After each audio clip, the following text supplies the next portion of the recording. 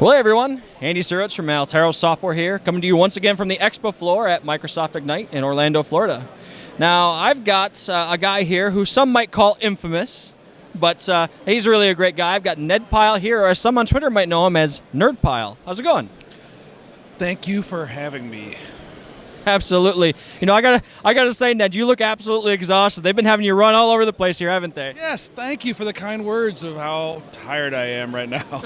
Yes, I am wrecked. I appreciate getting the chance to chat. Oh, not a problem, not a problem. You got lots of sessions, most of them about what I want to talk about today, and that's the storage migration service, right? Yes. Friday morning, 10:45, storage migration service. Just got moved to a bigger room. Always a good sign. That is a good sign. I mean, it means you're on point with the technology, right? Yeah, we've had a booth over here all week that I've been standing at all week for at 2008 end of support. So I've had a lot of conversations about 2003, and then a pretty good number of conversations about 2008, many about 2012. So I got a huge audience. We have about 400 or 500 people we've talked to on the expo floor this week, between me and Yong and a few other people have just been like fielding questions and trying to give them options for how do I get off of this OS, which support ends on January 14th, 2020, which is, 14 months from now? It's not that long, really. It's really like, if we're having the conversation now, it's kind of like you're already behind. And then there's sequel 2008, which support ends in July of this coming year, so that's like 9 months. Like, you're already in big trouble there.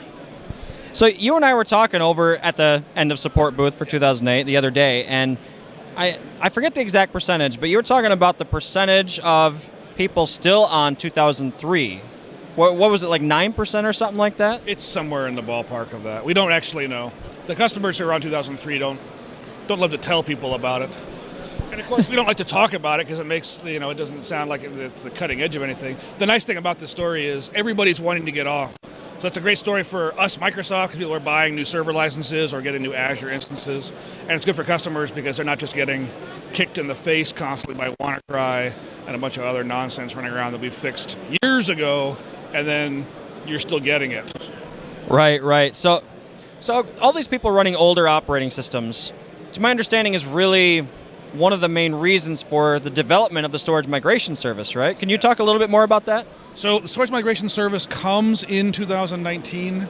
Its real purpose is just to get people off of 2003, 2008, 2012, but do it in a way that makes it really, really easy. Right. So we take Windows Admin Center, which is a really nice new UI that's free. We put it into 2019 Standard, which is practically free, and in Data Center. We make it a service that'll orchestrate and reach out to nodes without needing agents or anything. It's very simple. It pulls your data, it pulls your shares, it pulls your security, NTFS permissions, share permissions, all the weird flags and attributes and weirdness that you've had all over your system for years, right, that you may not have even set up or even know about. And instead of you having to know about it, you can see it as we inventory servers and know that it's there, but feel confident that you're just going to get it by pressing the Make It Go button. We literally just have like a big Go Now button, and within, a few clicks, I mean, really, we like to say stuff like that, but really just a few clicks, you can get one server transferred over and cut over and replaced by a brand new 2012 or 16 or 19 box. I do a demo on Friday where I don't have very much data on it, but the demo's 10 minutes, and it's mostly just waiting for the reboots of my nodes, right, which I time compress. Like it's really quick and easy. We can make it very easy for you. Well, I mean, to get people off those older OSs, you want to make it as easy as possible. Yeah. I mean, it works out well for Microsoft too, because now, you don't have all these people using operating systems that are out of support, yet blaming Microsoft for, yeah, exactly. It's natural, and you don't always have an option. Sometimes you have older applications, or you have a bunch of stuff, or you just have fear. We used to have, when I came up with the idea for this thing and started building my research to prove it was a good idea or not, I went through Microsoft support data, and I found an average of one case per calendar day, not business day, but calendar day, of somebody giving up and calling Microsoft saying, I can't figure out how to migrate this stuff. So I don't know how many didn't bother to call. Right. Because it was a significant number of people, right? So that alone like justified this work, and we know we've had that many people walk up to us at the booth in one day to tell us they didn't know how to do it. So we know that the population to get out there and to get this feature to is really big. That's really needed then, yeah. So if people want to learn more about the storage migration service, what resources are available to them?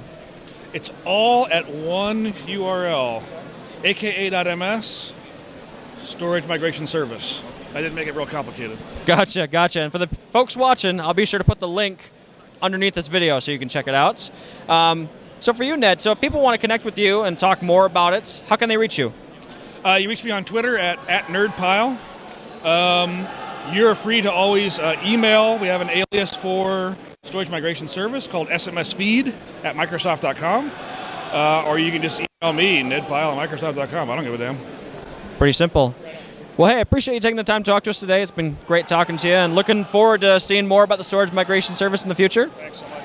And thanks to all of you watching. Be sure to check out our other Ignite-related content. Catch you later.